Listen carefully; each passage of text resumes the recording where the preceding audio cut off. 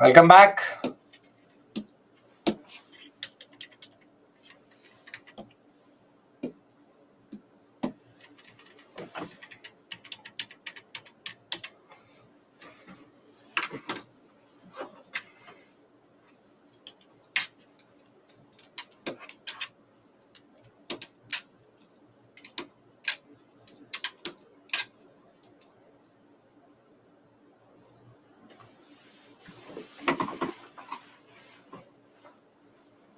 Well, Jaswant, I'm making notes for you also, so you can, if you want, you cannot write also. The handwritten PPTs in themselves are also notes only.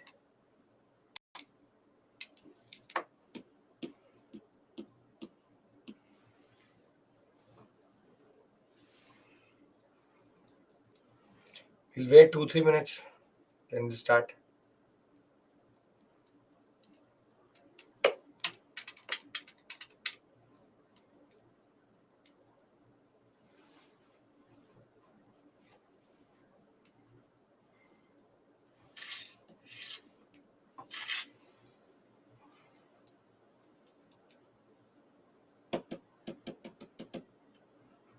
Parshuram, that will only be true for the first phase. I will tell you over a period of time, this there will be a major disconnect in that regard. Only till 1922. After 1922, Hindu-Muslim unity became very, very problematic.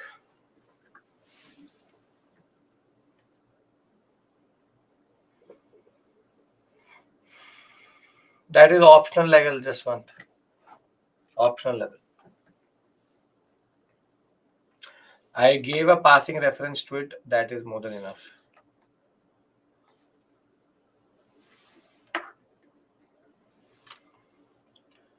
Good evening. Good evening. Good evening.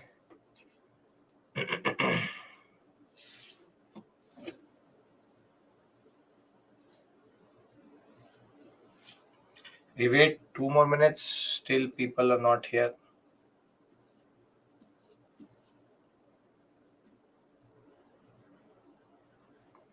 When Gandhi came back, it did not matter if his community actually accepted him or not. He didn't go back to Porbandar. He was operator from Sabarmati. He does not need his community now. And you guess the community would have accepted him or not.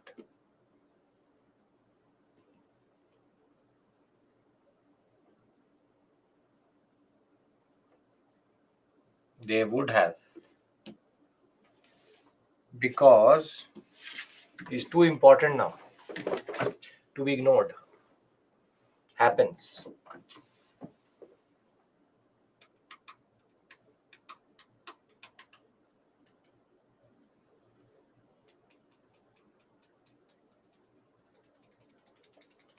Sir, in last class when POC given, but while solving it, I doubt if it goes wrong, but 99% goes correct. When I returned to home after giving prelims, I seen that 18 questions left without knowing the correct answer. See, Aniket, be very clear about something. That 25 questions will always be very difficult. The concept is very simple. 75 to 80 questions are manageable. 25% of the paper is always difficult. So every subject, if 20 questions come, 5 questions, every subject will be difficult. So you don't judge yourself from this 25, you judge yourself from this. So if you're leaving 10, 11, 13, 20 questions, if you're leaving, not getting a negative on that, that is a good strategy. Because at least you are attempting 80, out of them 80, if 70 are correct or 65 are correct, still your negative ratio is very less. So there's a calculation which needs to always be there in your mind when you're solving the paper, which is that you have to make sure that your negative is the lowest, is the lowest possible.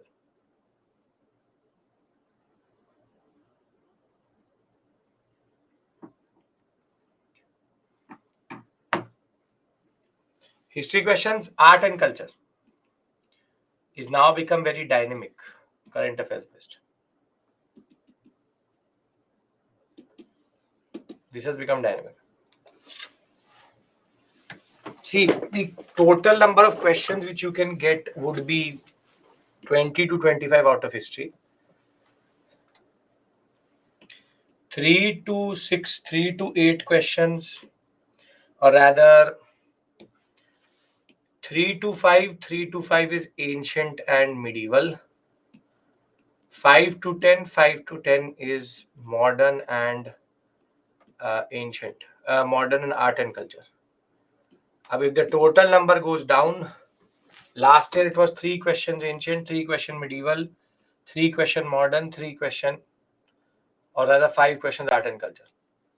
So more or less 16 questions came last time. Last year it was 15 questions. Before that it was 20 questions. It's gone as high as 25 questions. As high as 25 questions.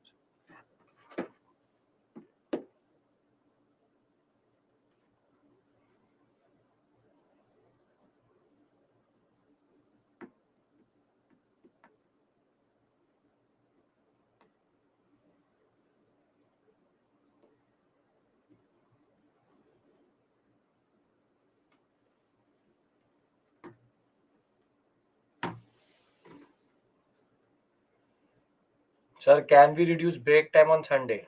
Why? Meaning that 1 hour and that half an hour. This is what you're saying. We've already discussed the mains question relevant till this point. Chinmay, this is what you mean.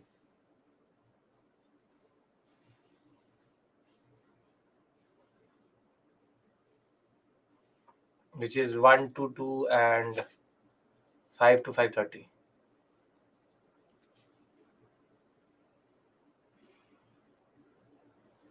Gulam, don't worry about the word limit right now. You can right now write as much as you want to. Word limit will come under control. First, learn how to write.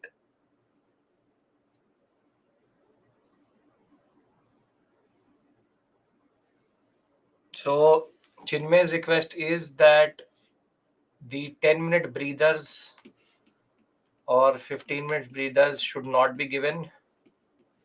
Total number of hours is becoming 2 to 2.5 hours of break. So, you tell me what to do.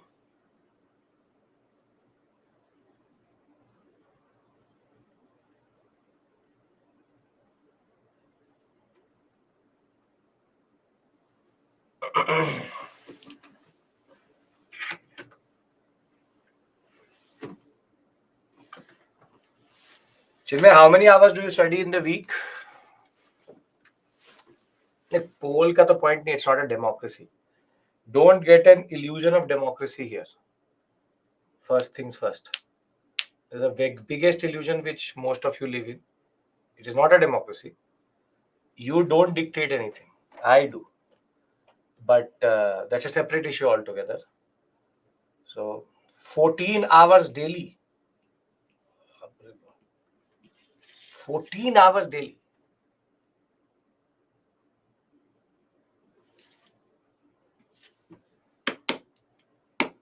Didn't you get the Swadeshi question wrong? If I correctly remember.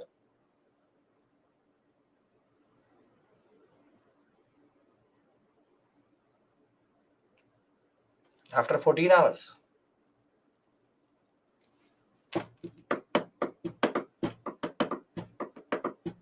14 hours. Sleep how many hours?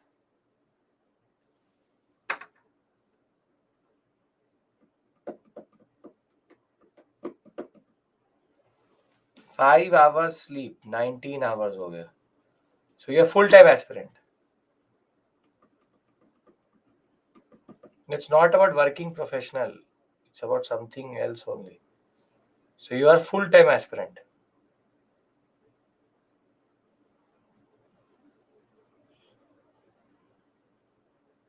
Waiting for the answer. There would be working professional, there would be college goers, there would be something. MA in sociology, but from distance. So full-time only in a way. And all 14 hours you're studying UPSC. All 14 hours.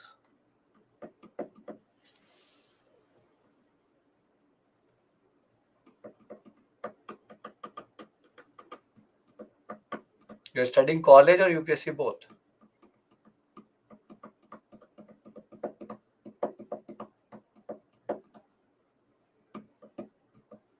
Both, sir. Achha, both. Achha.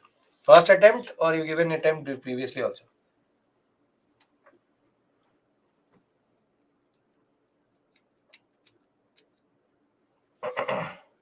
Chinmay? No, sir. Second attempt. Achha. 12 to 8, 10 to 8. This is 8 hours. This is 12 hours. This is 10 hours. Sorry. 10 hours.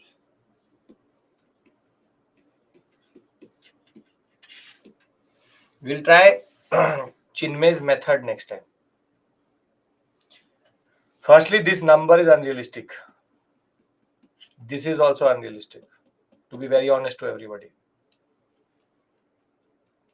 I can sit with a book for 18 hours. It's about how effective you are. 14 hours is, I don't know how you're sustaining it over a period of time. At least 6 hours should be there. And we'll remove these breaks. Let's see how many of you survive till the end. Because you forget one thing, which is the beauty of this argument. This is the beauty of this argument. And that is the last thing I'll say. You just have to sit there. You just have to sit there. So I don't have lunch in this 1 hour. I don't do anything in 30 minutes. And I don't do anything here also. So the point is that I don't know if you don't need a break or not. I need a break. So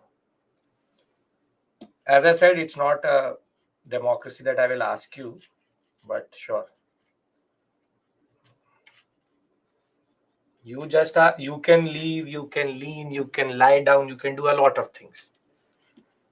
I'm standing here or sitting here for 12 hours, total 18 hours in the weekend. So think about it.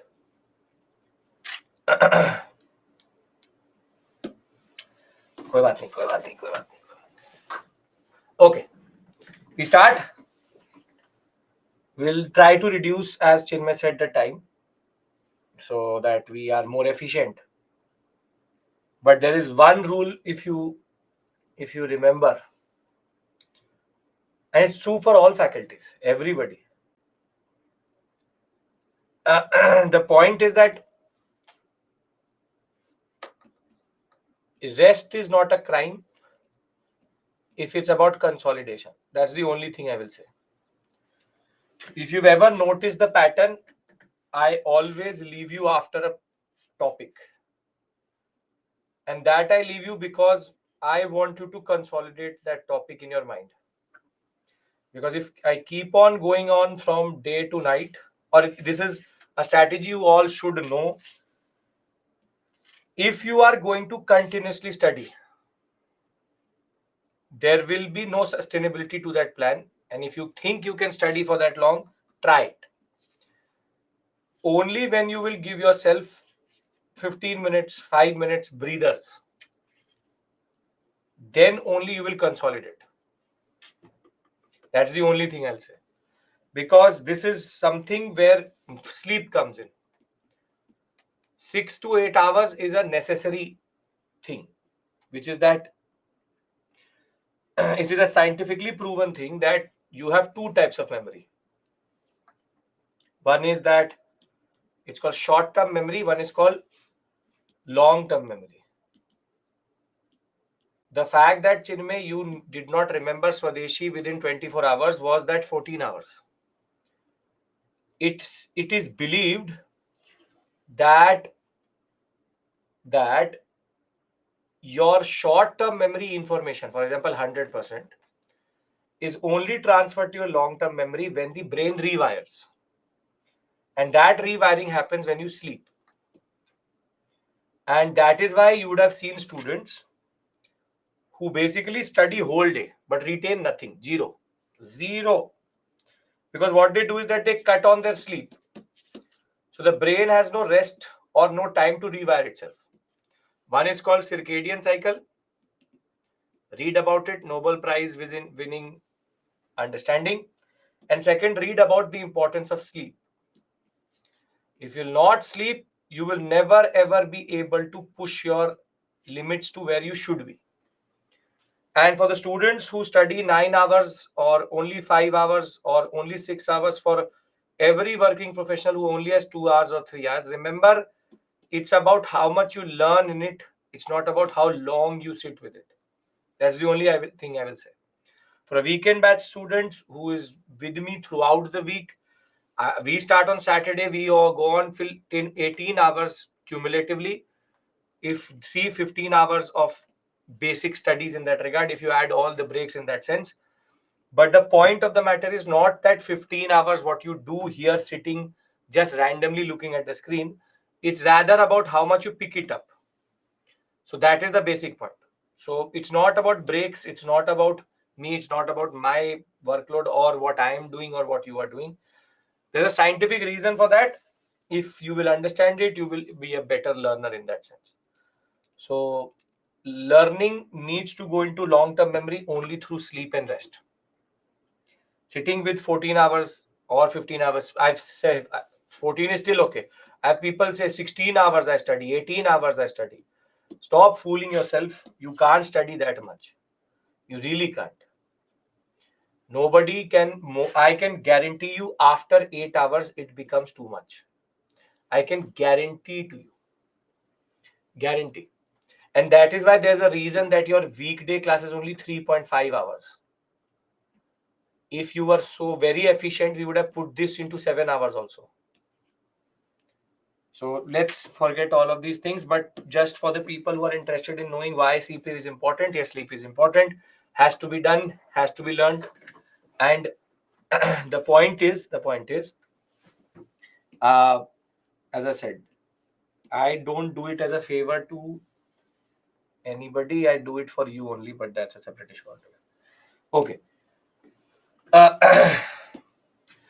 We now have to cover one more timeline, but most probably we'll not cover this timeline today properly or fully because we have to concentrate on two very important things. The two things which is my agenda in this period is going to be first Montague-Chelmsford, because Montague-Chelmsford is one of the most difficult after 1935. And second would be Rowlatt Act. And I want to reach till Jallianwala Bagh for sure, which would basically bring you exactly where the evening batches. Now, I will give you a taste of what I mean by a very long timeline, what I mean by the fact that there's a very, very long timeline which we have to cover. And here it is actually based even on micro dates.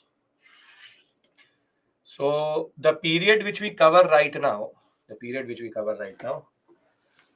we start in 1914, 1915, 1916, 1917, 1919.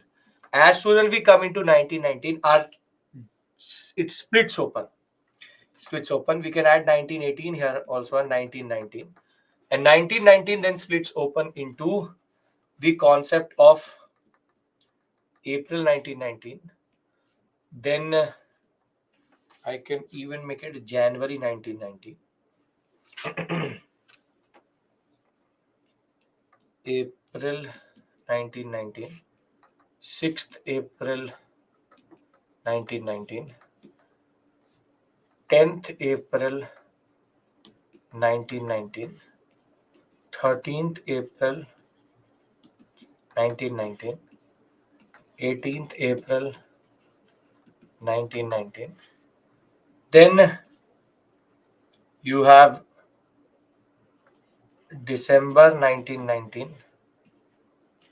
You have the month of, now we go into 1920. 1920 January. Thereafter, 1st August 1920.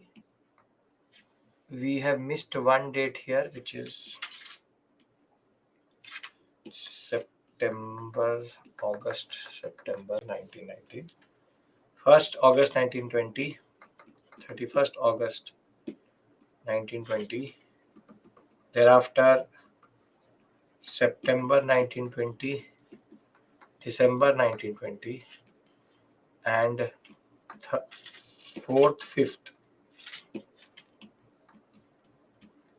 February 1922. 1922. And April, it's only April. It's just April, 1st April. So here it is, World War I starts. 1915 is the Defense of India Act.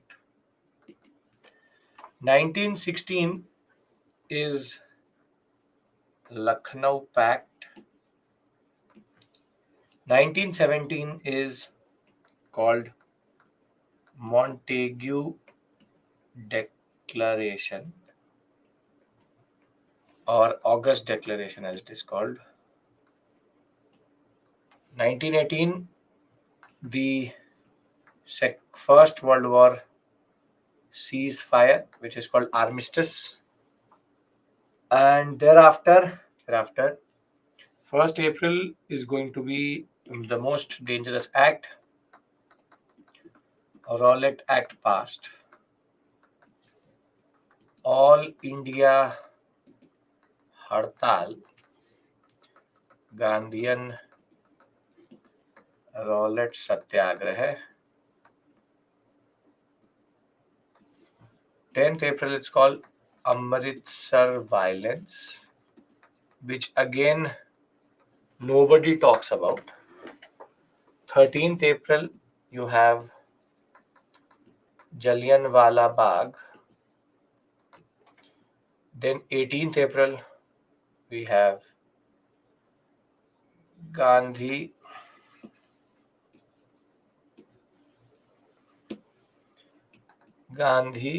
calls off Rowlatt.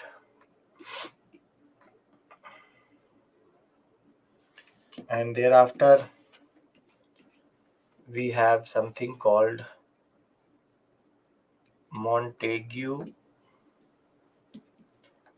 Chelmsford Reforms, which is Government of India Act 1919. After January 1920, we have Treaty of Versailles or Versailles and Treaty of Sevres.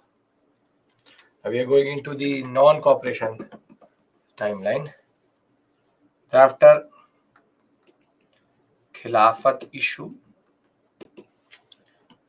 then INC informally accepts NCM. September is the Calcutta special session on NCM. This is called the Nagpur session. NCM formally launched.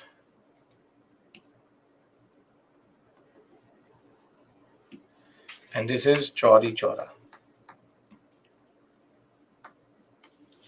Chauri Chaura. This is basically the larger concept which we have to cover. If you look at it here, There's one odd one out here, which is called Montague Declaration.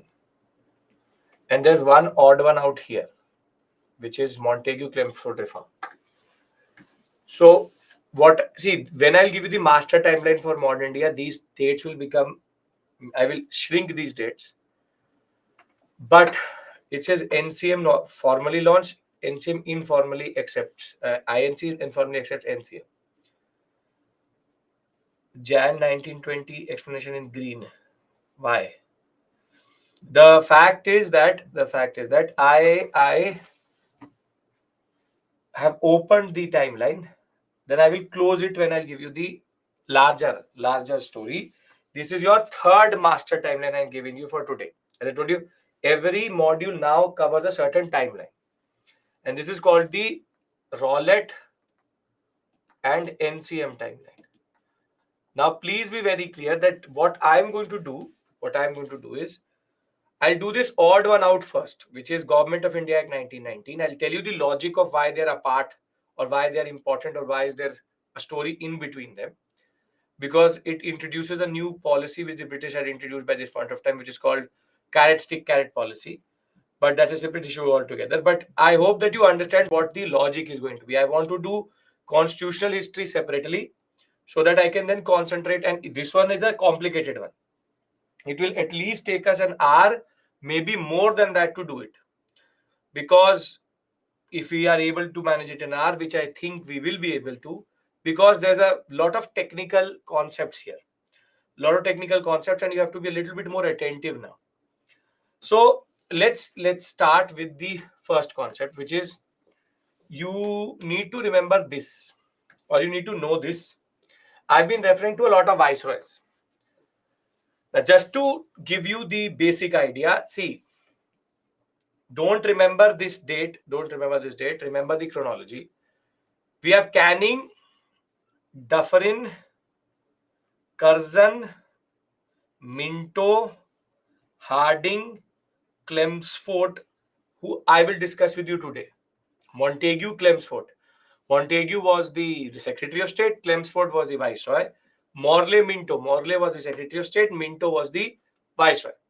So just remember one thing, that Canning, Kadu, thereafter Kurmin and Herschel are in this sequence: Canning, Dufferin, Curzon, Minto, Harding, Chelmsford.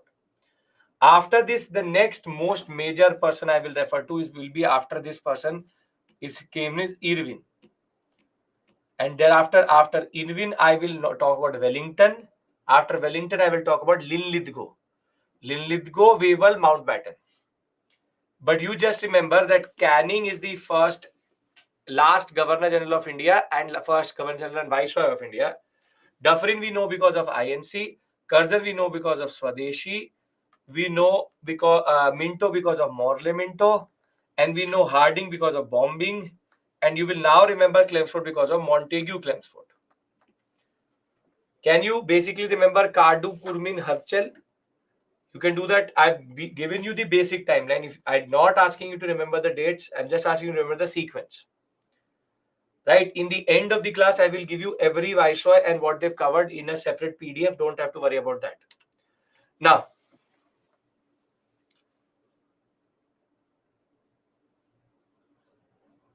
when Morley was asked, what is the ultimate purpose? What did he say in 1909? What did he say? Ultimate purpose of the British? He said they are there to rule India. And no form of representative or popular government. What about other viceroys? There are only these viceroys only. Those are called Governor Generals of India. Hastings, Cornwallis, Bentinck, Dalhousie. They are called Governor Generals of India. Viceroys are after Canning only. Representation or popular government in India. which means that we are not here to give Indian government, we are not here to teach the ones which I highlighted. Yes, not to teach Indians democracy. So based on this, if I ask for Swaraj, does it equal to sedition? Yes or no? Does it equal to sedition? Yes. Viceroy's role is same as district collector. Come on. Viceroy is viceroy. District collector, we don't even collect. Who is district collector? I've not even talked about one district collector. Viceroy is like the president of that period. Swaraj equals to sedition. Because if you're asking for self-rule, you are asking for its treason. It's treason. Morley said this in 1909. Now, between 1909 and 1914, the British are in a lot of akad mein. They're in a lot of what we call as ego. But between 1914 and 1918, the British are involved in the First World War. So it is not a joke or coincidence that in August of 1917, just before the war was not looking to end in the third year, British needed Indian support. Indian support in World War I effort in the form of Punjabi soldiers, which we already discussed in the context of the concept of Gadar. The concept of Gadar. Punjabi soldiers and army men and resources. So when newly appointed Montagu, the new Secretary of State, came in 1917, he is asked, what is the purpose?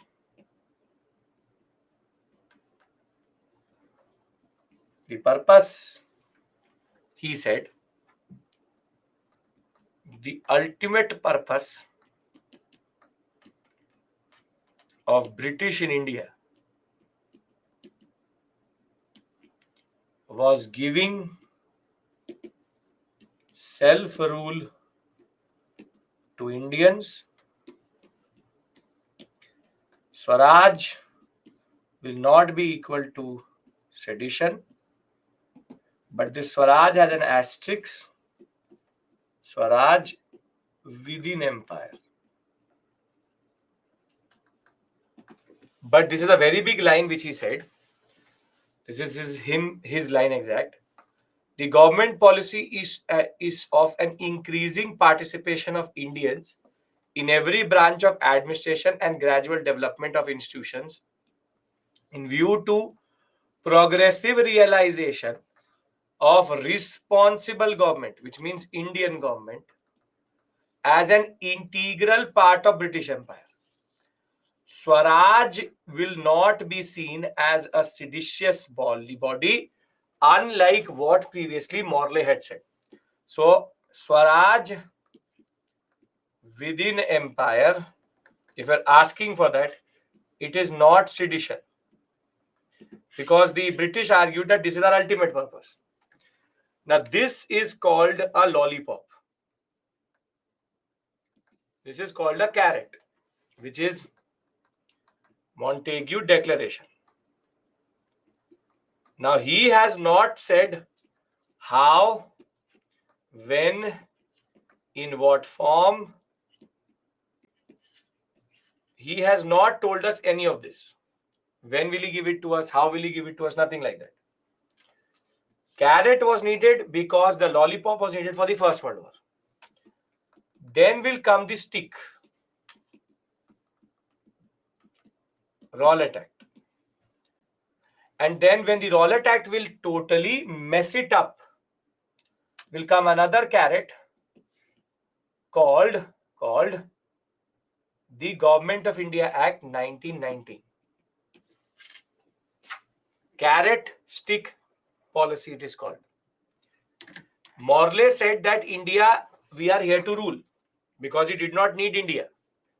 Now India men are needed to be mobilized for the First World War. So he is giving a very big carrot or a lollipop that we will give you Swaraj only. We are here for Swaraj only.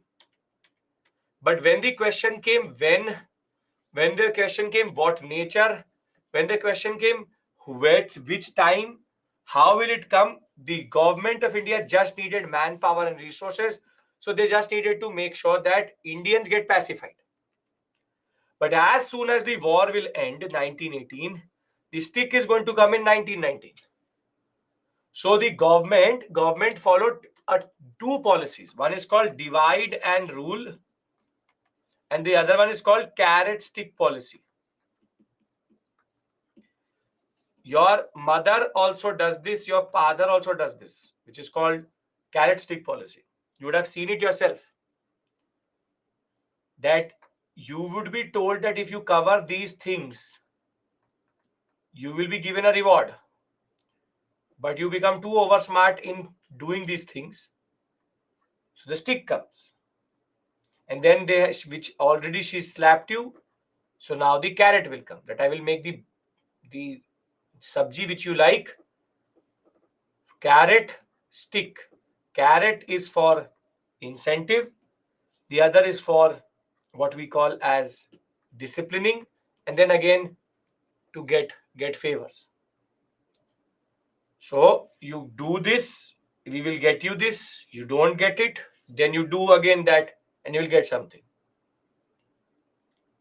So very simply, by the time you are given a carrot, you will be shown a lot of things. You will get these many marks. I'll give you this. But you will do some small mistake and they'll say that no, now you will not get anything. But then when you are going to become extremely angry, they will say, no, we'll get you something. So the British carrot stick carrot policy is very simply in display in what is called as this moment. In this timeline, think of this as the carrot. This is the carrot. And in between, Jallianwala Bagh is the stick. If you understand carrot stick analogy, I would now want to do the odd one out before I go into Rowlatt Satyagraha, which is the concept of Government of India Act 1990. I would like to do this. Montagu claims for reforms. Very, very, very, very important. I need your active participation here because it's a very technical act. Can I discuss this? But I want you to be a little bit more awake. Carrot stick carrot policy is British giving concession. When the concession gets them what they want, they will take the disciplining act, and then again when there will be a very big backlash, they will give you another concession. That's the standard thing. It is not a mistake. It is not a joke that in between the Second World War, we got August offer also and Cripps mission also. Nothing before it, nothing after it properly. And all concessions will come in between the war itself. 3 concessions. Carrot. Disciplining 1947 partition. August offer, Cripps mission, Wavell plan. All 3 are carrots. The British used to always do this. Give us a concession, then discipline us when we become too over smart, and then again give us a concession. Standard policy. Cannot understand. Again, it's not a very difficult thing. I told you it's simple, straightforward. Morley says our purpose is not rule, is to rule. Thereafter, they need us for the First World War. So they give us a concession saying that we are not going to say that Swaraj equals to sedition. People get very happy. They help the British thinking that after the war something is going to come. After the war, what comes is Rowlatt Act. And once Jallianwala Bagh is going to happen, then carrot will be again given. So how true struggle works, carrot stick carrot works. So these are 2 half-hearted attempts just to get concessions. When they need something, they give us one session. When they don't need anything, they give us a stick. The concept is given for a, this is an analogy which is given for a donkey. You would have heard that the concept is that you show a donkey a carrot and it will look at it and keep on moving forward. And when it does not move forward, then the stick comes. So it's basically the concept of carrot, stick, carrot. They are playing with us. Yes. Can we discuss more Montague Chelmsford? Come on. Once this is over, I give you a break. Then we move to Rowlett. Can we do this? Okay. Now, first things first. You have to tell me something. I will say a line to you. You have to tell me what is the problem in that statement. The problem in that statement, you have to tell me, that will tell me where your level is. The central government or the Lok Sabha, pay attention, the Lok Sabha recently passed a bill on the irrigation policy in Karnataka on how water sharing will be done between two districts. What is the issue in this statement? Lok Sabha passed a law for Karnataka district water sharing. What is the issue here? What is the issue in this statement?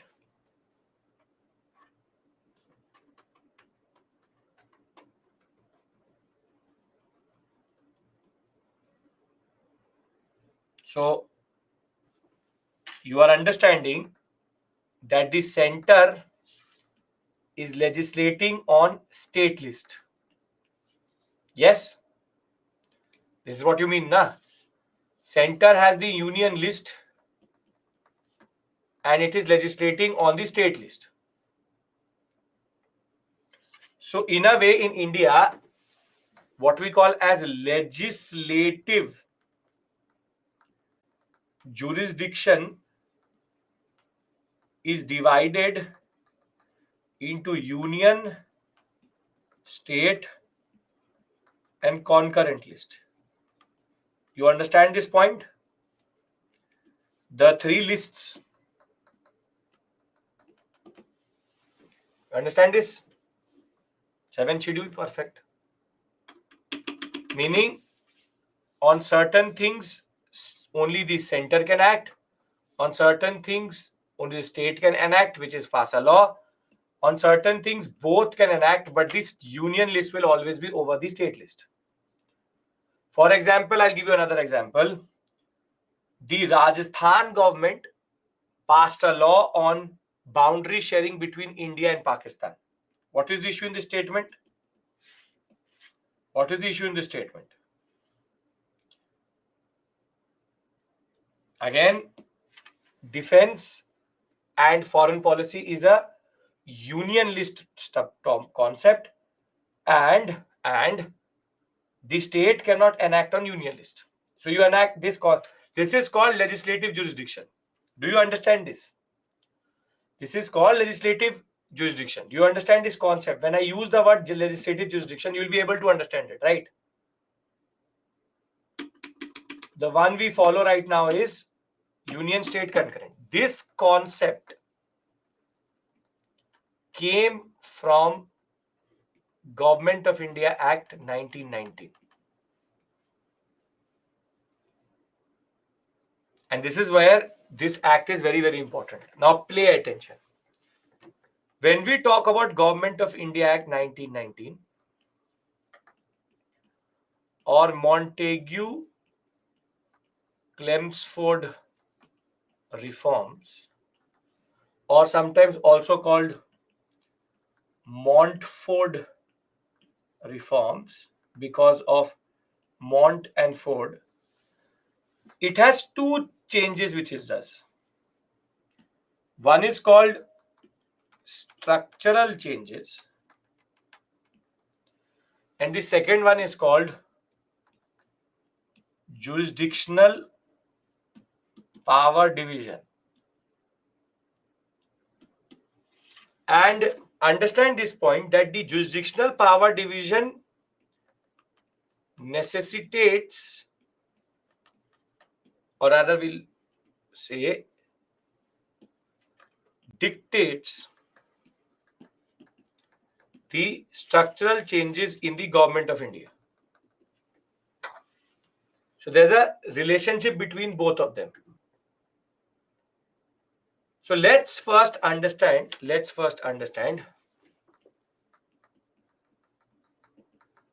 structural changes in or through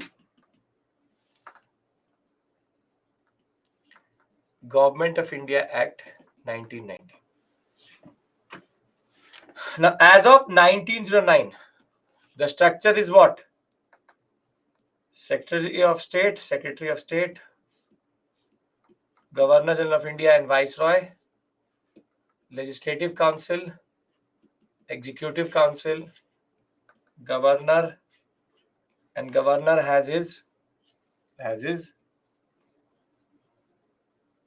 Governor has his. This is the structure, yes or no? This is the structure. To be very short, very straightforward, this is the structure. 1909. Now you see what are the changes. In England, a new body is created. You have Secretary of State plus 15 members. Secretary of State plus 15 members. These 15 members, these are called India House.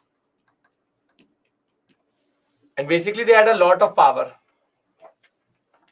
So a new body is created which is called High Commissioner of India or High Commission.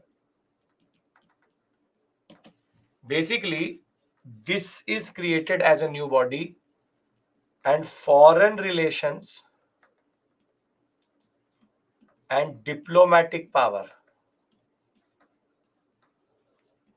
is transferred to this High Commissioner. So there is now no one body but two bodies in London. This is the first change which happens. So he has all power other than diplomatic. So basically, equivalent to this who's going to be Home Minister and Foreign Minister. So Secretary of State is like the Home Minister and the Foreign Minister is like the High Commissioner of India. Now, these two, the Governor General now of India and Viceroy, the second change comes here. He has one Executive Council, but the biggest change is that bicameralism is introduced at the center. He will have what is called as the Central Legislative Assembly and the Council of States. Now, can you tell me the equivalence of this today? It's called bicameralism. Uni means one, bi means two. What is the today? Yes, the upper house, Council of States, Raj Sabha, and the lower house, Central Legislative Assembly, which is Lok Sabha. So Lok Sabha Raj Sabha concept comes from here, not Vidhan Sabha. This is Lok Sabha Raj Sabha.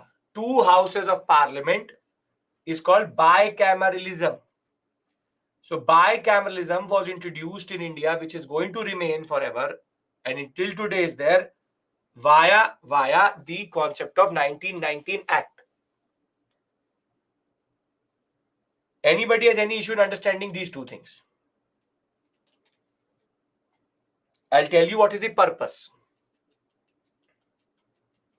This act is passed by King or Queen of England, doesn't matter. But it will be George the Fifth, so King. Anybody has any issue right now here?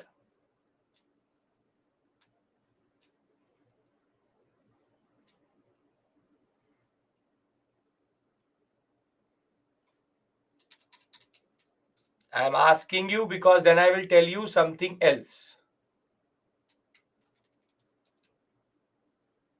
Is happen in England or in now? This is a problem. This is always this level is in India, right? This is the level of England. This much I presume. Stop making it and understand it. Have to write yes or no. Can I move forward? Because there's one more major change which is going to happen.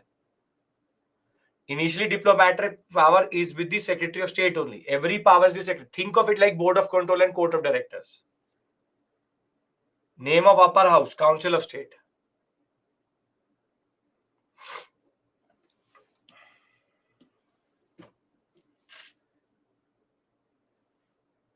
Now the governor who represents Madras, Bombay, Bengal, Awadh, Northwestern sector, and Punjab.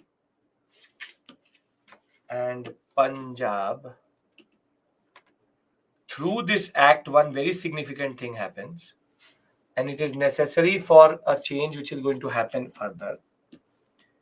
He gets an executive council.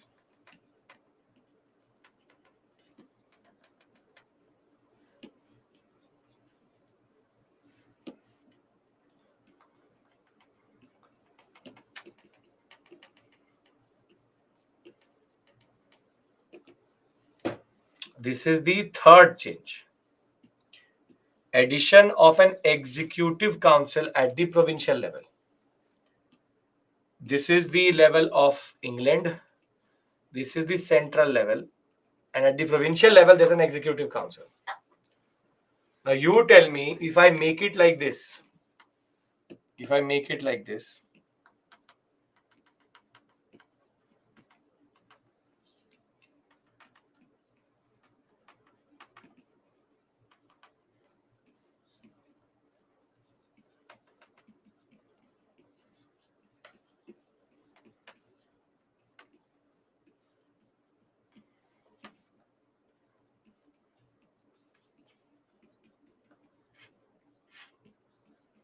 does it make sense?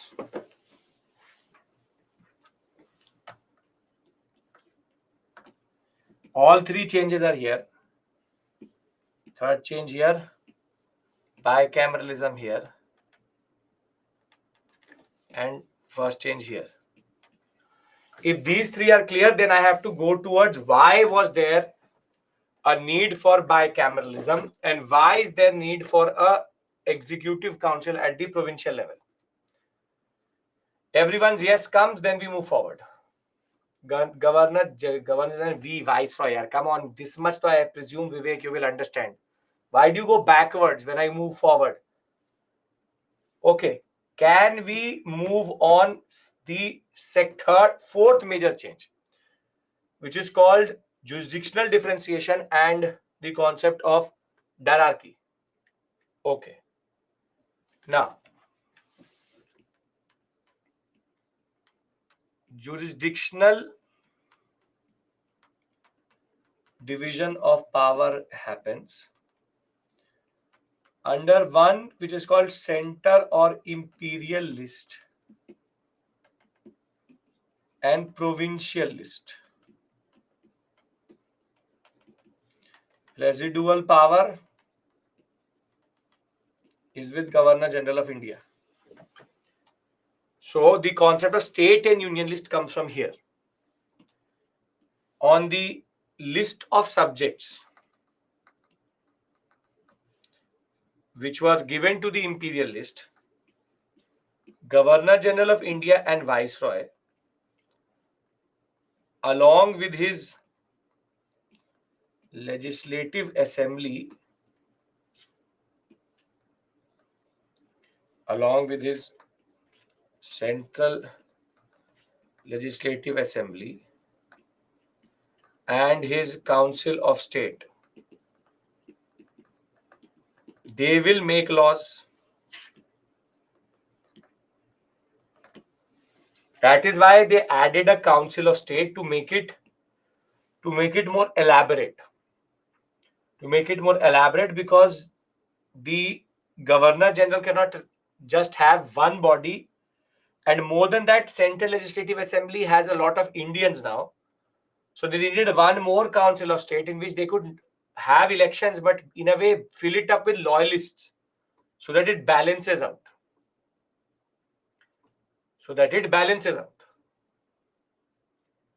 Now, what is more important is that in provincial list, hierarchy was applied. Now, what do you mean by hierarchy?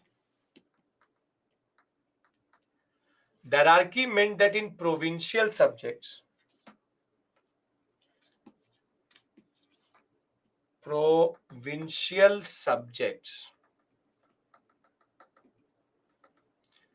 were divided into two: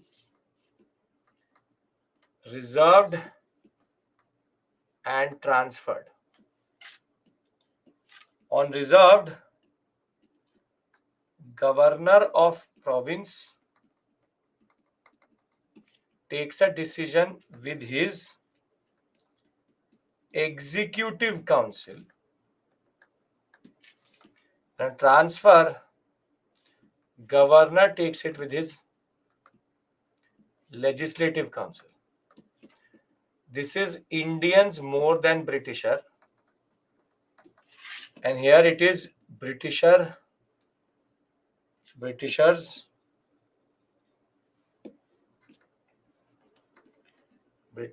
much more than Indians. Reserved were all important subjects. Transferred were all useless subjects. Now do you get it that Government of India Act 1919 is just a carrot? Because when it came to giving Indians representative government, they were only given useless subjects, while all important subjects at the provincial level were kept with the executive council and the governor, who both are Britishers. This is called hierarchy.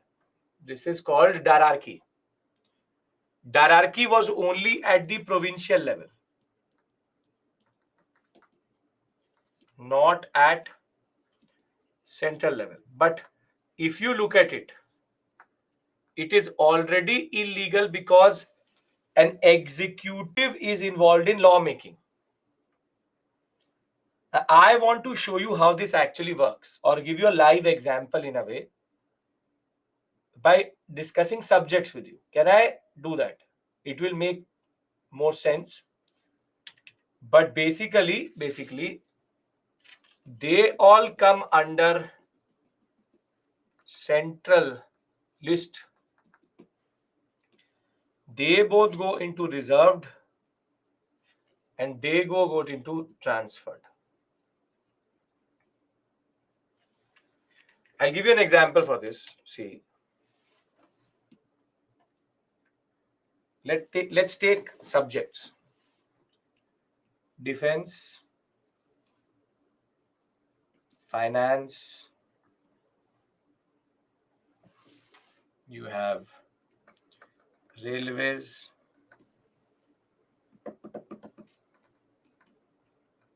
communications,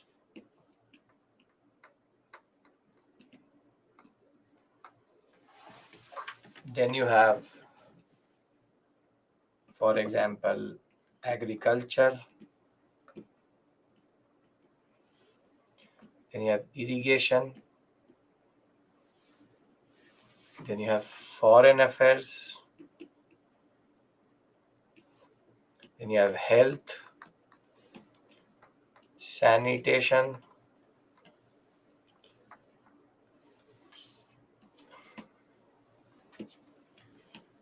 revenue from toll,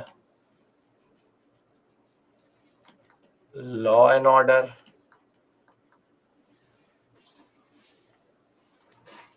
then we have police, then water, child and women,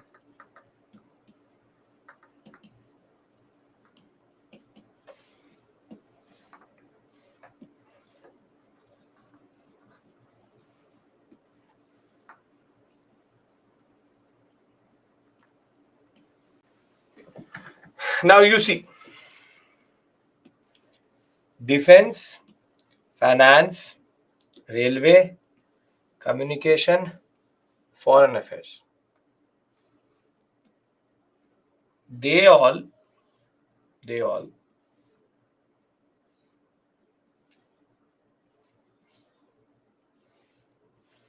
will be clubbed together as what we call as central list subjects. This means that the Governor General and Viceroy, along with his Legislative Assembly and his Council of State, is going to legislate upon.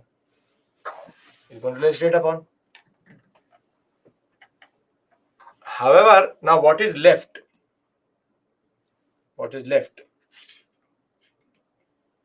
Agriculture, irrigation, health, sanitation, revenue, law and order, police, water, and child.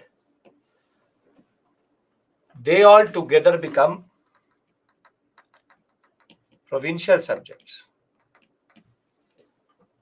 But what they will do is that they will not club them together.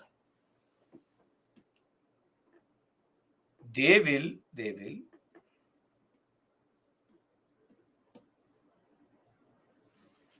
take agriculture,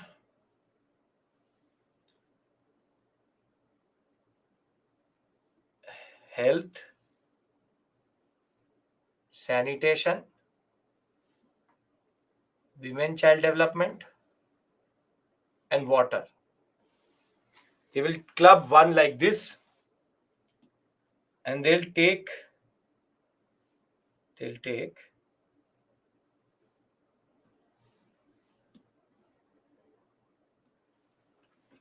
irrigation,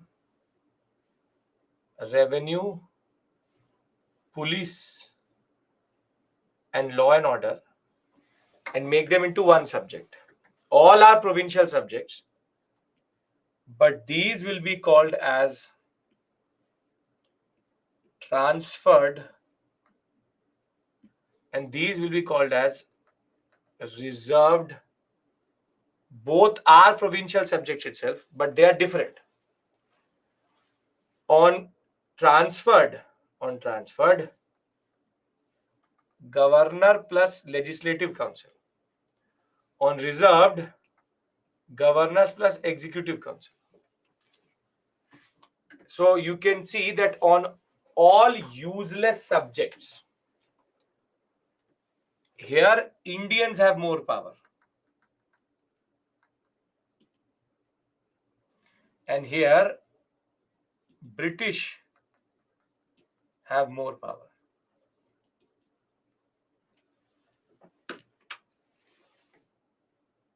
So do you understand this blue thing which you see, transferred and reserved, is called hierarchy.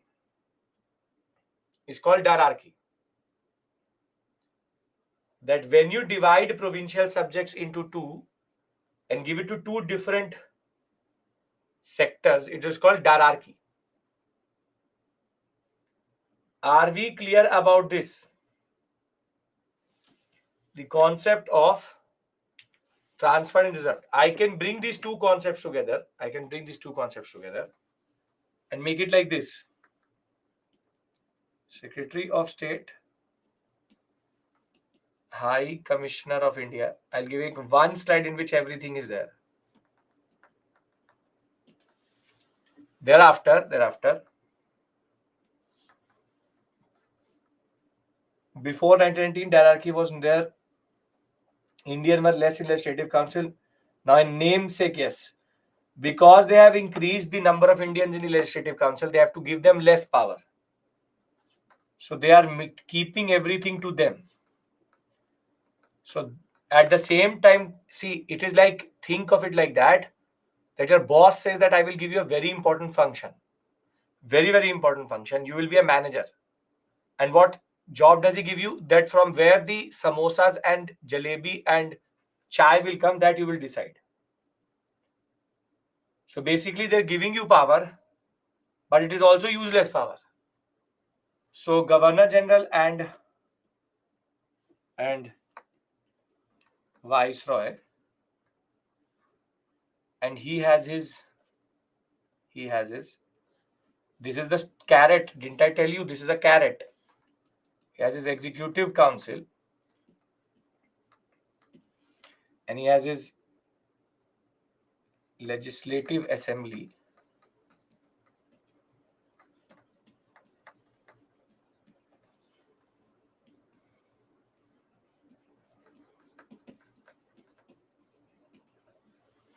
And thereafter, you have the governor, and the governor has two offices: legislative, provincial legislative, and executive council. And the point is that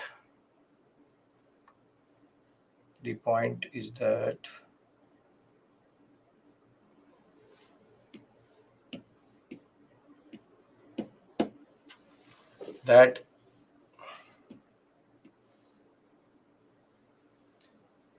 this whole thing is one,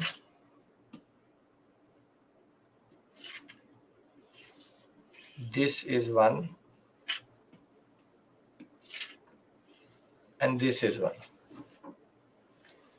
This is central list jurisdiction,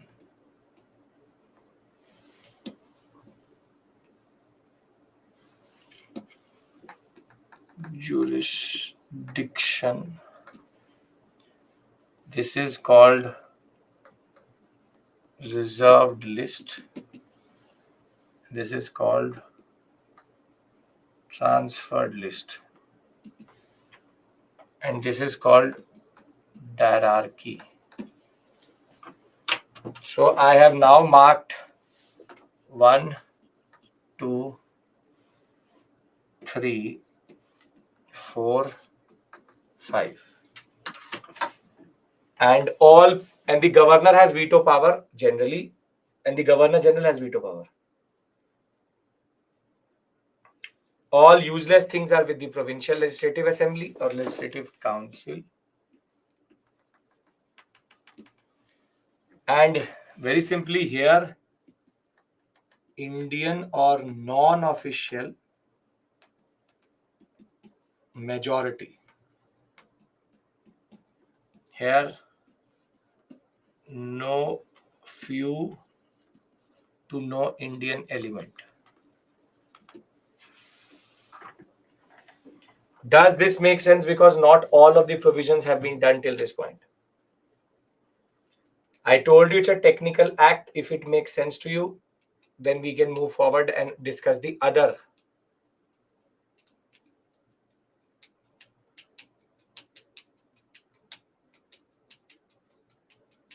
Yes?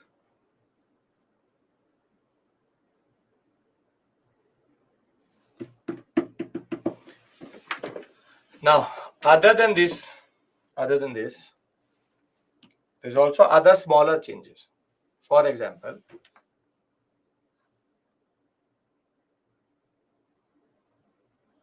how many we marked here? 5. 6. 6 is separate electorates was extended to Sikhs, Anglo-Indians,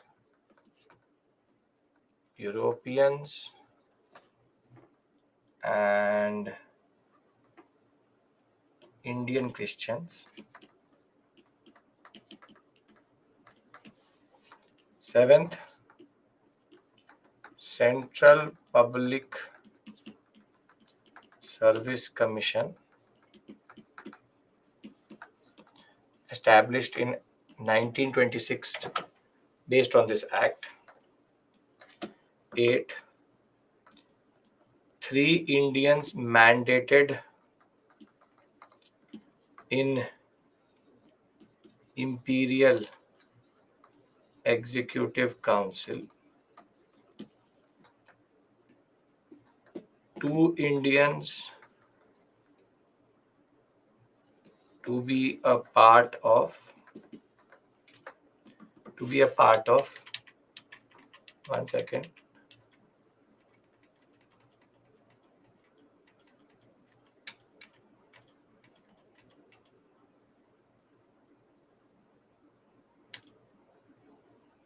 But that was already there.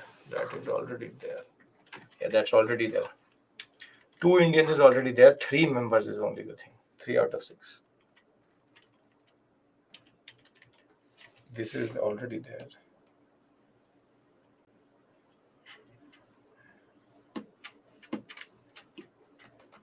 Women were given limited right to vote. Given limited right to vote.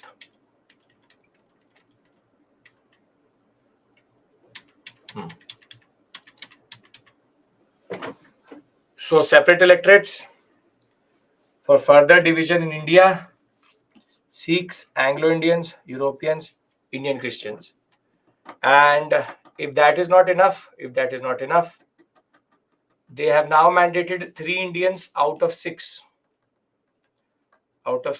in the Viceroy's Executive Council. In Viceroy Executive Council. And women have been given very limited right to vote.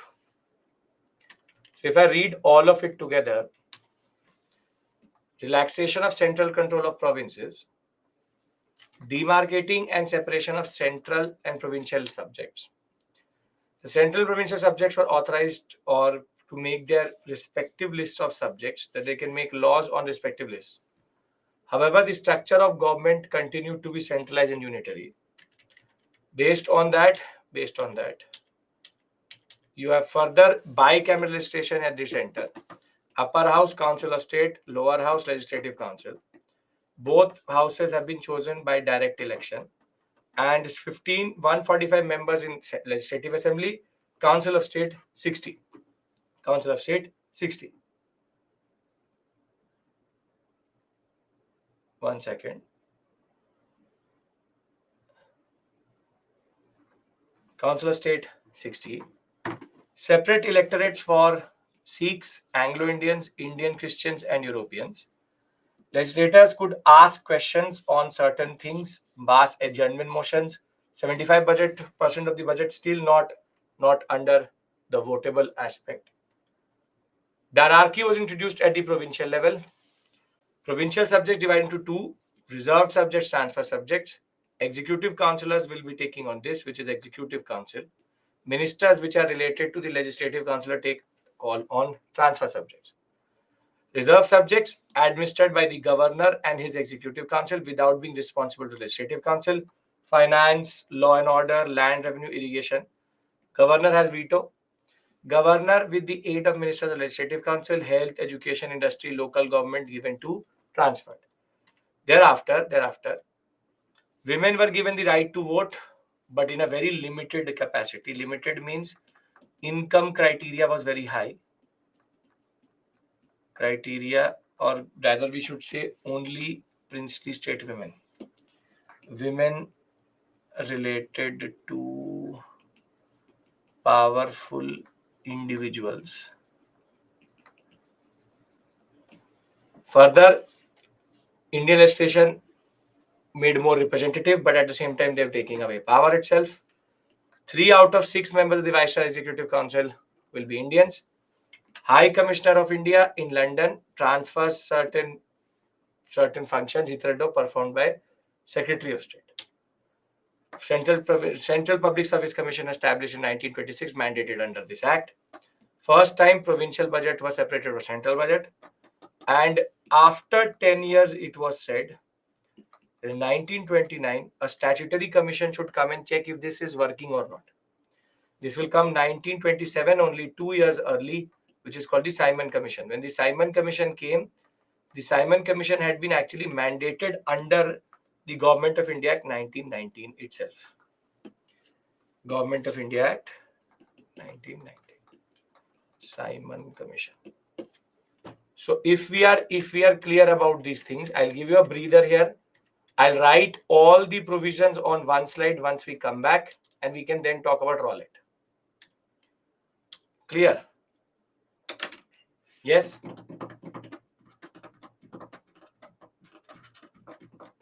Okay. So we come back at 775. Why Simon Commission? We'll discuss that when we'll Simon Commission. 775 and take the story forward. I'll give you the whole provisions on one slide, what you have to write in the examination. Meanwhile, you digest what I've given you generally. Okay.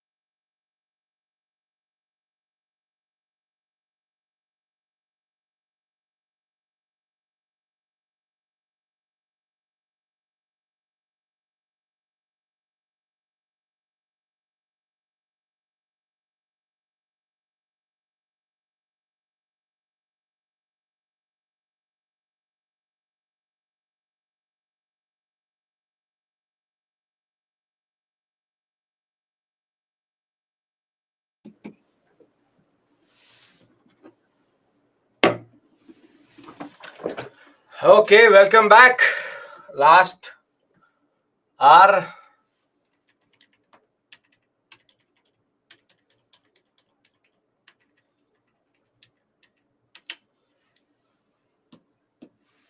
Okay. Provisions of the. Acha, for the students who are 1 second. Two. For the students who are now is this question clear? I just want to test a theory. Please tell me what is the answer for this. I want to test a theory.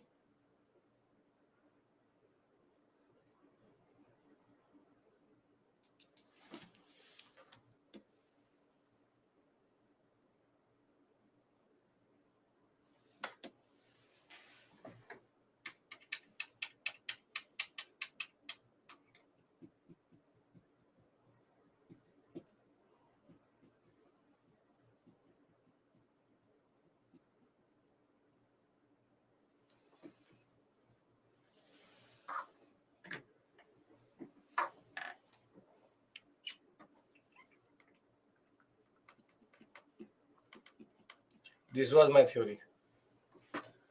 But some of you do it on purpose. I've just taught you Montague-Chelmsford reforms. Still answering these two. I want to bow to the 11 and 33 people who have answered this in this way. I think I can figure that out also. Show leaderboard. Satnarayan, one question. Who is that?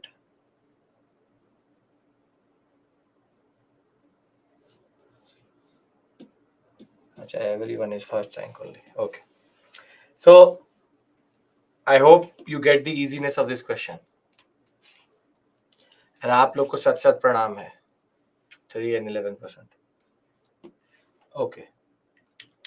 This you can't do only. This is done. This is done. This is done. This is done. This is done. Okay.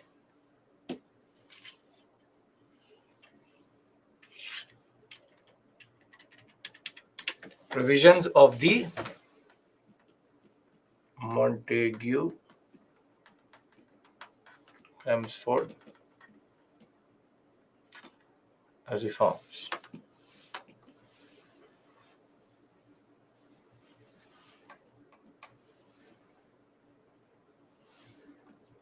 Office of High Commissioner of India,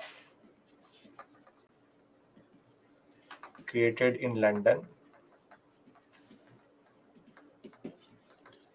with diplomatic power,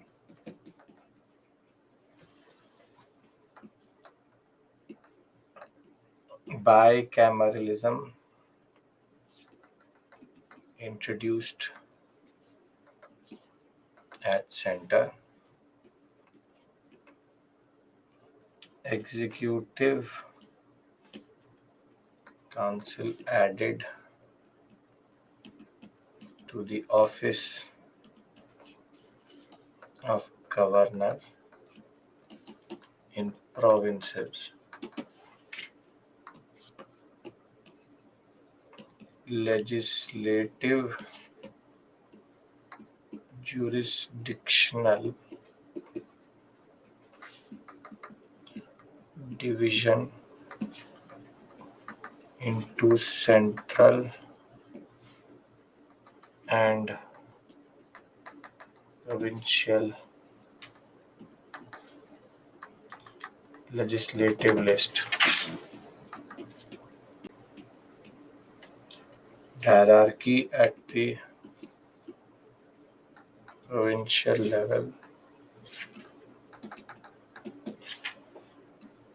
with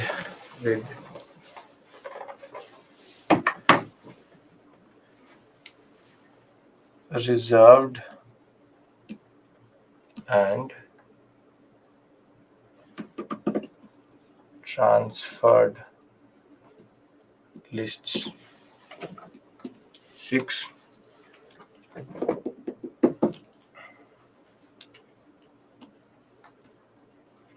Central Public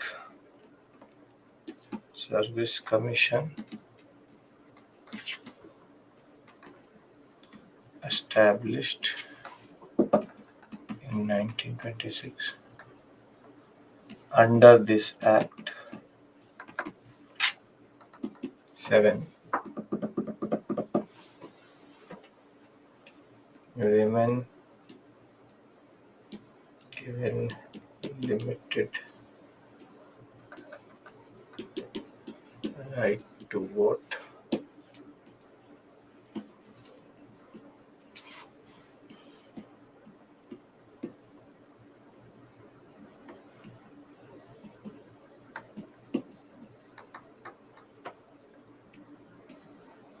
A part of Viceroy Executive Council.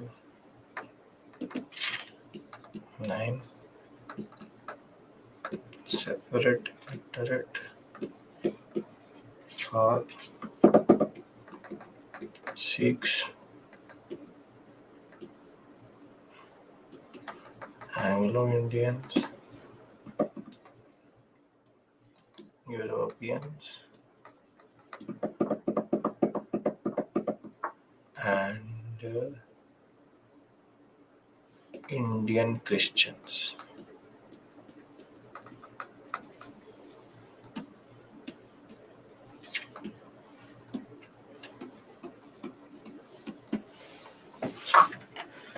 If you write this in the examination,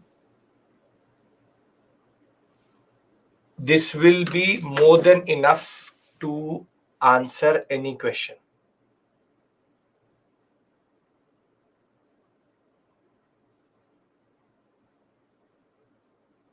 Can you remember anybody has any issue in any of these?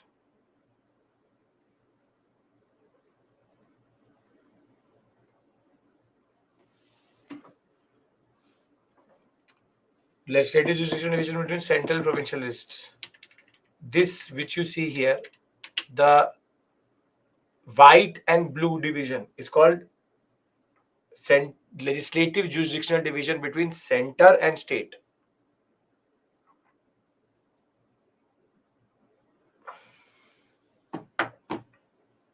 Indian Christians are not Anglo-Indians. Anglo-Indian means father is Britisher and mother is Indian. Indian Christian means who's converted to Christianity. Who asked me that? Ganesh. The fact that you have two subjects, central and provincial, is called this only.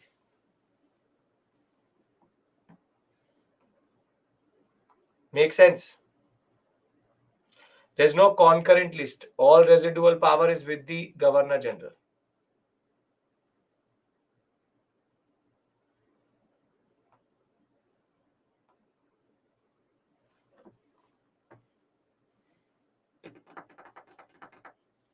There's no concurrent list. Concurrent list is a very after independence concept. Everybody Parshuram is elected. Everyone in this structure is elected.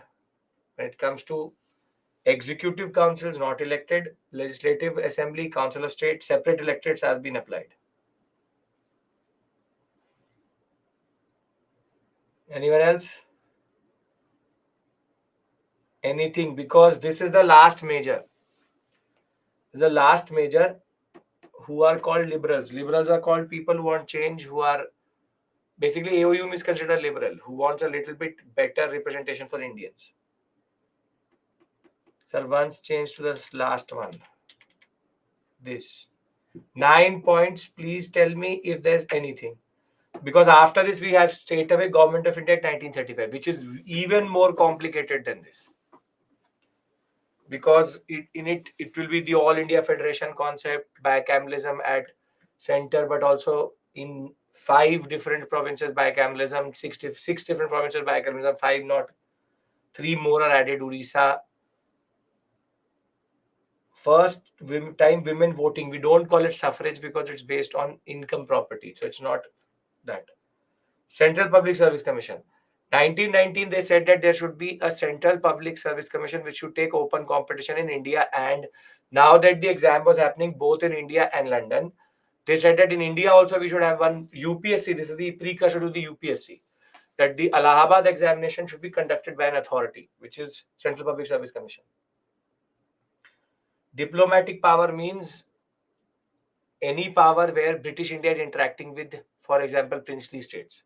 For example, it is interacting with Burma, not Burma is part of it, with British Malayas. For example, with Afghanistan. It's about foreign relations. Are we clear about this? Because then I give you, because we've covered quite a lot of things.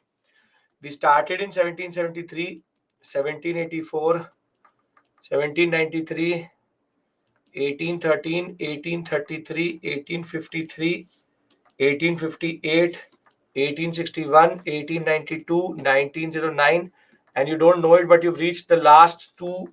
The last one is left now, bus. Next week we do that also. We have covered quite a lot. We started with Regulating Act, Pitt's India Act, Charter Act, Charter Act, Charter Act, Charter Act, Government of India Act, Indian Council, Indian Council, Indian Council, Government of India, Government of India. And each of them has something peculiar about it. For example, Supreme Court legislative centralization. This whole period is called the period of legislative centralization. Legislative centralization. This period is called the period of legislative decentralization. And every act you will see will have one peculiarity. For example, here it is Supreme Court legislative centralization, the concept of the concept of Governor General of Bengal plus 4 members. Here it is Governor General of Bengal plus 3 members, Board of Control, Court of Directors. This was the peculiarity of this. 1793, lot of peculiarities. For example, 5 lakh pounds needs to be given, this and that. 1813, India monopoly will go away. 1833, China monopoly will go away. Over and above that, 1813, we have missionaries coming to India. I'm trying to consolidate here. Thereafter, we have missionaries and we have education concept. After this, we have Governor General of India and China monopoly gone. 53, we have the concept of open competition. And for the first time, we have the concept of Legislative Council, Executive Council. This is Governor General of India and Viceroy concept itself. And thereafter, 61, we call it important because Legislative Council has it, Provincial Legislative Council. This is important for indirect election. This is important for separate electorates. And this is important for diarchy. These are words which will come in the examination. You have to look out for them. If you understand this, then last, constitutional history is one very important topic generally.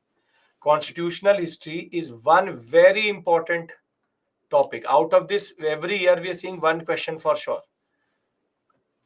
So we have seen this. For example, 1935, you will get words, for example, like provincial autonomy, all India federation, bicameralism at the provincial level, the concept of federal court. These are words, what we call as the separate electorates for women labor. Every act has one keyword which can be seen in the examination. For women, for labor, these are words which you will see sprinkle out. The 1919 Act is the most difficult because students tend to mix up these two things. If you ever see it, they don't understand one thing. What will happen in books is they will not tell you what is the basic division between these two things.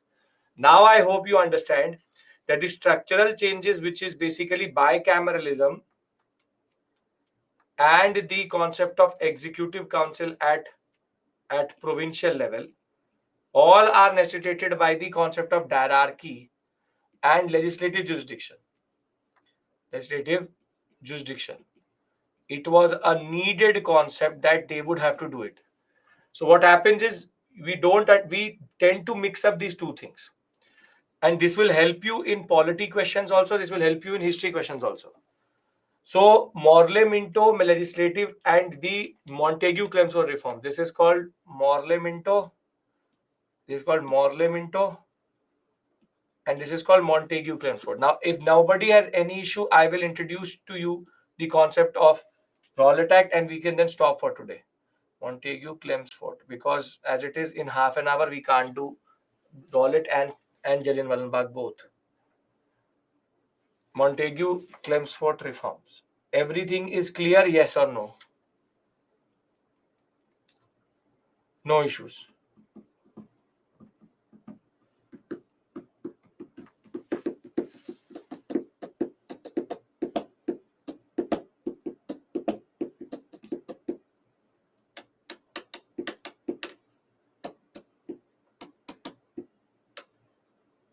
Yes? Okay, perfect. Now,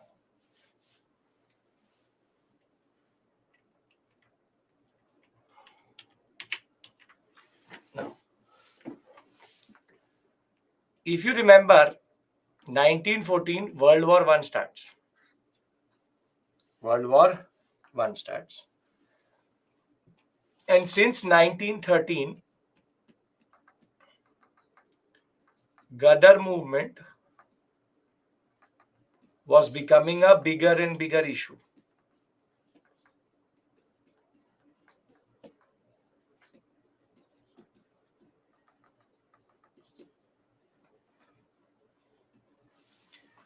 And because Indians were now flowing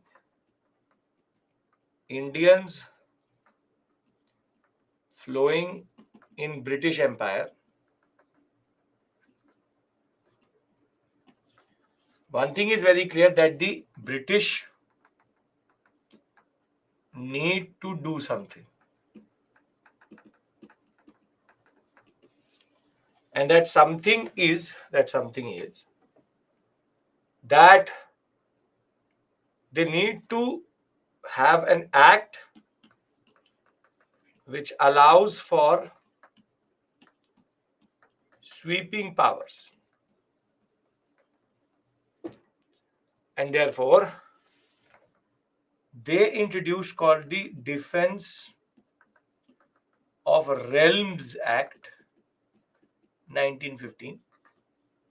And under that, there's a smaller act which is called Defense of India Act 1915. Now, this act is a very dangerous act. It's a very, very dangerous act, because this act was going to be used against the revolutionaries,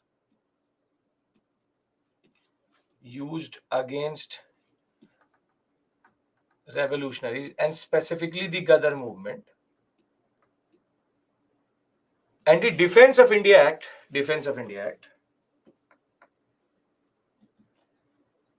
what it does is that it gives the executives, gives the police and the military a lot of power, specifically the police, wherein the concept of preventive detention could be applied without trial based on suspicion.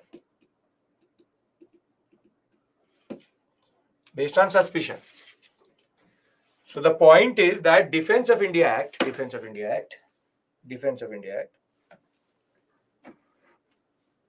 the you can be put into jail without trial, without any proof, no civil liberties,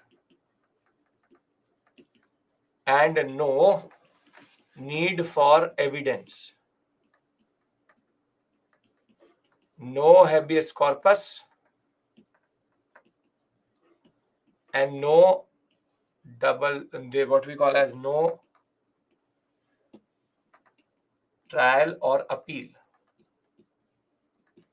No trial and appeal. There's no act today which actually even parallels the Defense of India Act. Now, this is basically the father of Rowlatt Act. Because once the war will be over in 1918, the question was,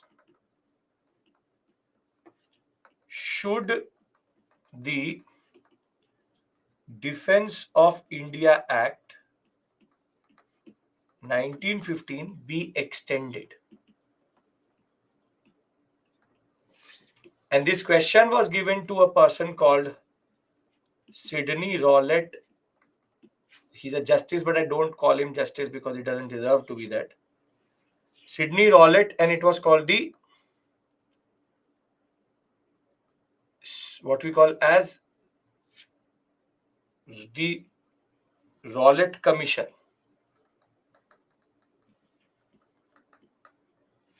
And that is why the name Rowlatt Act.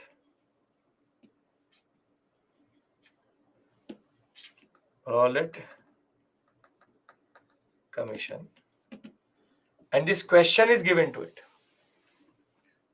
इसके नाम में Sydney है, इसका मतलब नहीं कि वो Australia में है. Sydney Rowlatt, Sydney is a very standard name.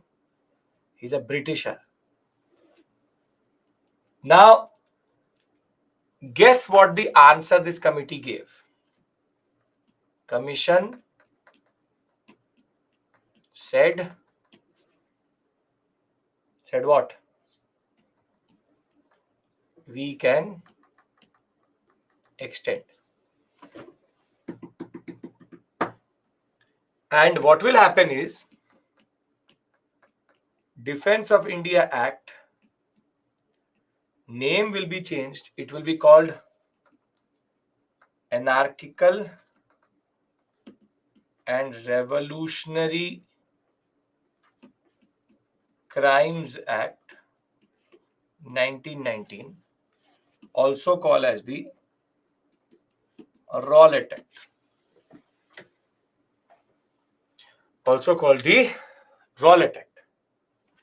And it will have all the major provisions wherein no trial for arrest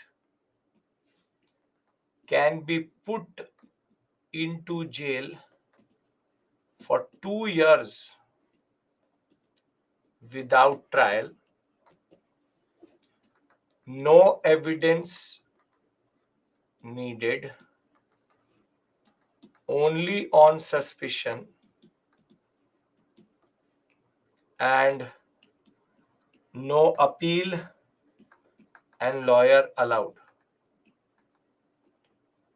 The act cry was called no appeal, no dalil, no vakil. There's no argument, there's no lawyer, and there's no appeal. So, for example, I was sitting with a barber and I said that if somehow the viceroy's neck was in my hand, I would just suffocate that bastard to death. If a policeman listens to me, he sees that, okay, this man wants to assassinate the viceroy, he can pick me up from home without no warrant needed. He can just pick me up on mere suspicion. He can either show me in front of a special 3-judge bench. If not, he cannot even take me to a judge. He can then jail me, arrest me, and put me in jail for 2 years, preventive detention, without any trial, and no court can ask for me for which is habeas corpus. There's no habeas corpus. No habeas corpus. No court can say that show me the body.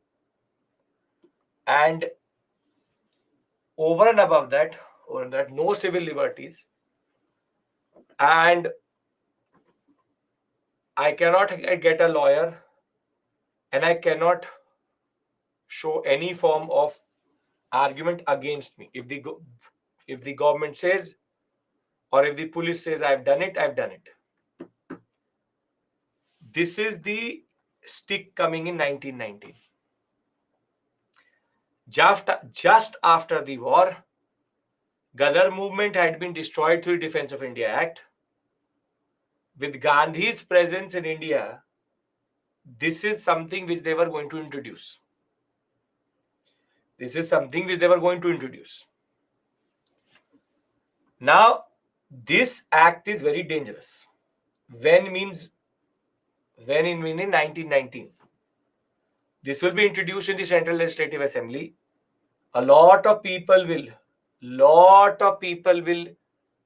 resign, even including Jinha, Mazul Haq, Madan Mohan Malviya. A lot of people will resign. But Governor General of India is going to veto it, and thereafter it will be introduced as this act called Rowlatt Act. If somebody dies in between, you die. You die. There was also one more thing, 2 years plus 1 more year. If you want, 3 years can be your jail. The simple point was this was to pick up anybody and everybody. This is literally to destroy nationalism. This is destroy nationalism. Simple point. But what students understand or don't understand or forget is that the father of this act already existed. Why 1 year extra? Acha laga. Wanted to. Needed. Why Jinnah resigned? As his demand for Pakistan. Demand for Pakistan will come in 1940. You don't know about Jinnah, don't talk about Jinnah. Right now, don't talk about Jinnah. 1940, not right now. Jinnah will play around in a lot of institutions right now. After 1940, he will become Pakistan. So basically, anything can be done by the police. Anything can be done by the police. There's too much power. Now, that aspect, the conception of two nation theory is 40-42. 40. After 39, the concept of Pakistan was there. 46, he will formally ask for it. By cabinet mission will ask. Now,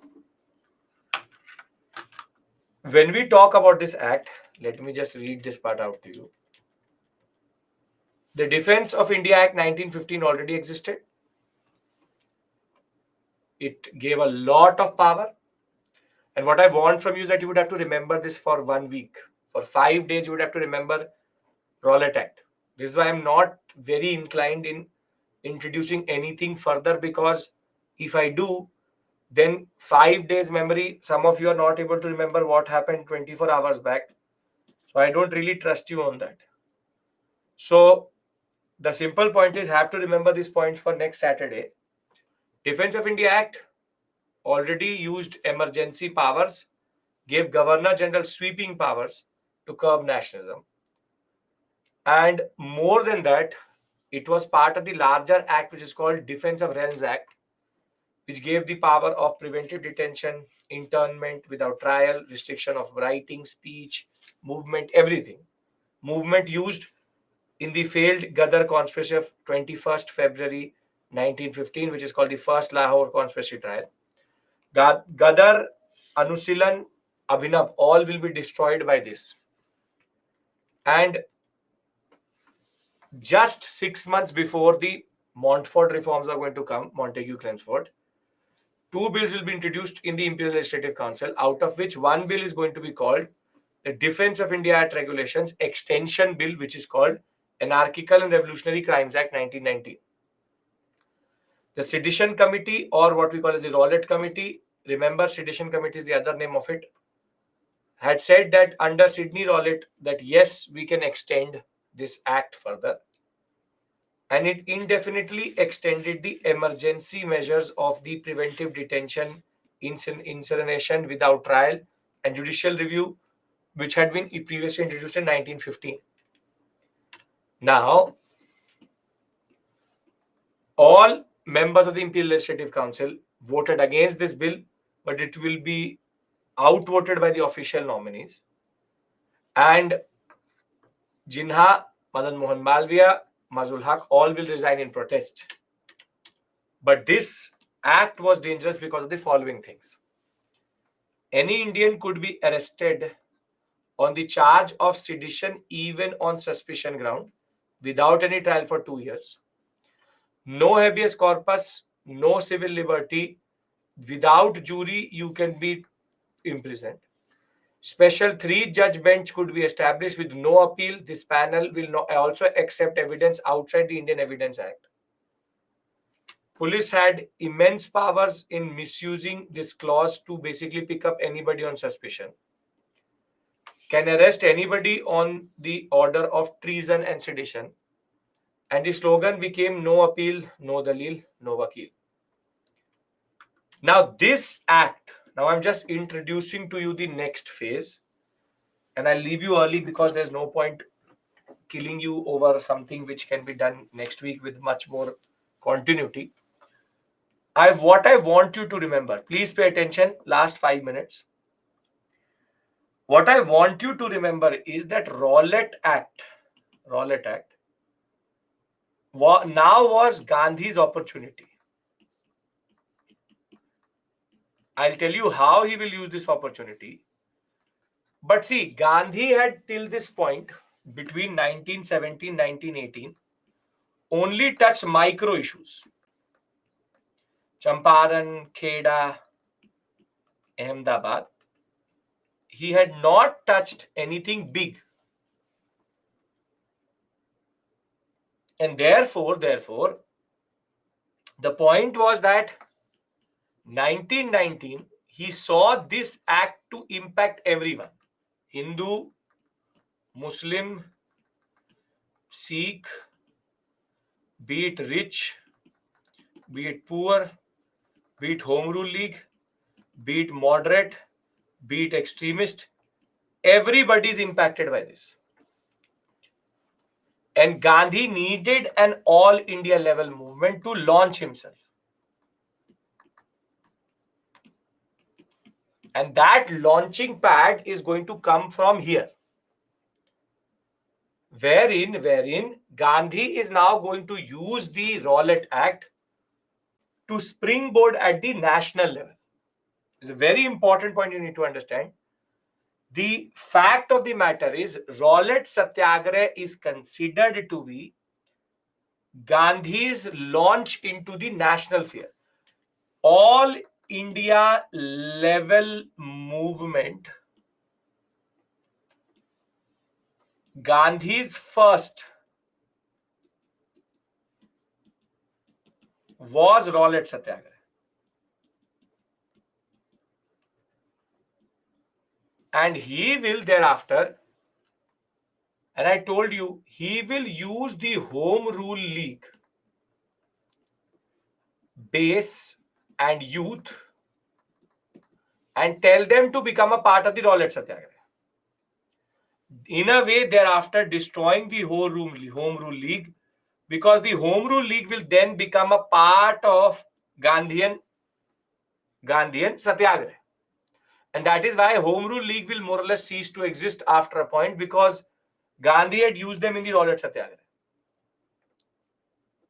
This all India level movement will be a watershed movement, and that is why in Indian history, we generally see three watersheds. 1857, Swadeshi, Rowlatt Satyagraha, and the last shift I will tell you is 1942, which is Quit India. Each have their own importance. 1857 is end of company, rise of crown, change of structure. Swadeshi is end of moderates, rise of extremists. Rowlatt is end of extremist phase and rise of Gandhian phase. And therefore, Quit India, I will tell you, is end of Gandhian phase into popular movement. Because people now did not need Gandhi to guide them, and everybody knew what to do. And that is why this is a very important learning period. Learning period where everybody came or become what is called as period of mass nationalism. So before we end for today, we have since the morning, or rather in this week, covered the following things: INC, formation, moderates, economic nationalism, thereafter extremists, 1909 Act, 1919 Act, 1861 Act, 1892 Act, all acts together. Then I've discussed with you Swadeshi, partition of Bengal. You don't know it, you've covered quite a lot. We started this week in 1885 and we reached 1919. How the Rowlatt name came, it is named after the person who allowed it to go forward. Rowlatt Act, Sidney Rowlatt. Swadeshi, Surat split, revolutionary activities. Thereafter, we did advent of Gandhi, South Africa, Champaran, Kheda, Ahmedabad, and thereafter we've also done the concept of Home Rule League, Defense of India Act, Rowlatt Act, Lucknow Pact. Rowlatt Act came into existence in 1915 in a way. The original act, the name was changed. This is what we've covered. I hope nobody has no issue. 1885 to 1919. Anybody has any issue?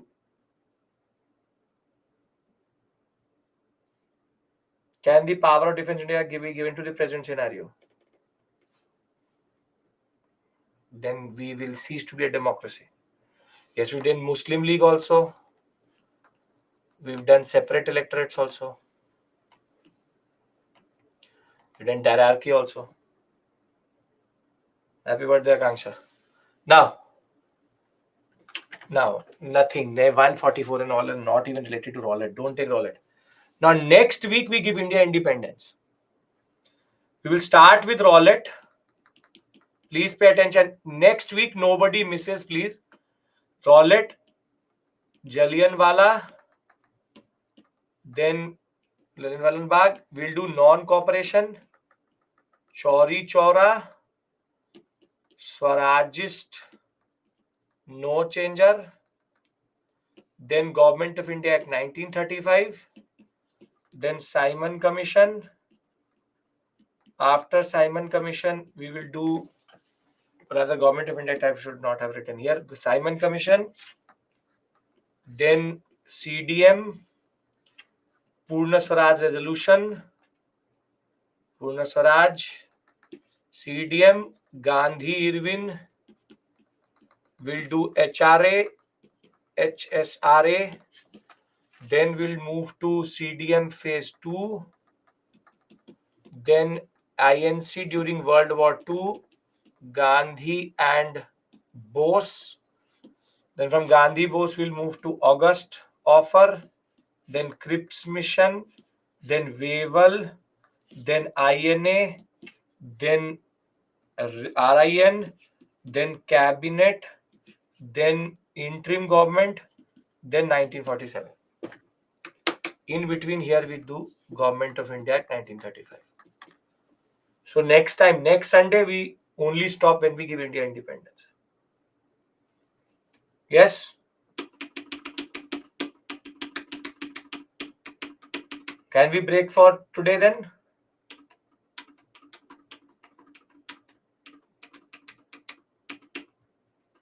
In between here, quit India also. INA trial, INAs, INA and INA trials. Okay. So I see you next week. Have a great time. Have a great weekend. Let's give India independence and we'll move forward. Thank you. Take care. Bye bye. I hope this week 1885 to 1919 is clear. 1920 to 1947. We've covered close to what 20 and 15. Same type of years, both sides. But the number of events will become more in this area. These last 27 years. Okay. See you. Bye bye.